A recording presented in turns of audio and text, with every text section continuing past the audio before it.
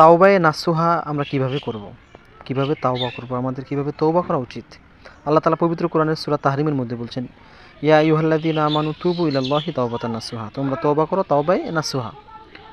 তাওবায়ে নাসুহার শর্ত হলো যে প্রথমে আপনাকে স্বীকার করতে হবে মুখে মুখে। আপনি যদি যুক্তি দেন, হ্যাঁ, যে আল্লাহ এর জন্য এটা করছি, এই জন্য এটা করছি, যুক্তি দিয়ে না, আপনি যেটা করছেন এটা মুখে মুখে স্বীকার করবেন যে রব্বে কারিম আমি এটা করছি, এটা মুখে মুখে স্বীকার করবেন। এটাই হচ্ছে, এরপরে আপনি অন্তর দিয়ে ঘৃণা করবেন, এরপরে জীবনে করবেন না বলে ছেড়ে দেবেন। এটাই হচ্ছে তাওবায়ে নাসুহা।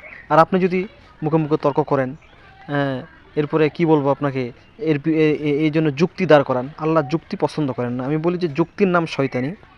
আর এটা যে আপনি যে গুনাহ করছেন এটা আপনি আল্লাহকে বলবেন, এটাই হচ্ছে শ্রেষ্ঠ কথা, যে আল্লাহর কাছে গোপনে বলবেন রব্বে কারিম আমি এই গুনাহগুলো করছি। আল্লাহ তাআলা বলছেন, কেউ যদি আমার কাছে রাতে আসে আমি তার গুনাহ রাতেই ক্ষমা করে দেব, কেউ যদি বলে দিনে আসে আমি আল্লাহ তাআলা তার গুনাহগুলো দিনেই ক্ষমা করে দেবে। মানে আল্লাহ তাআলা ক্ষমা করে দেওয়ার জন্য প্রস্তুত আছেন।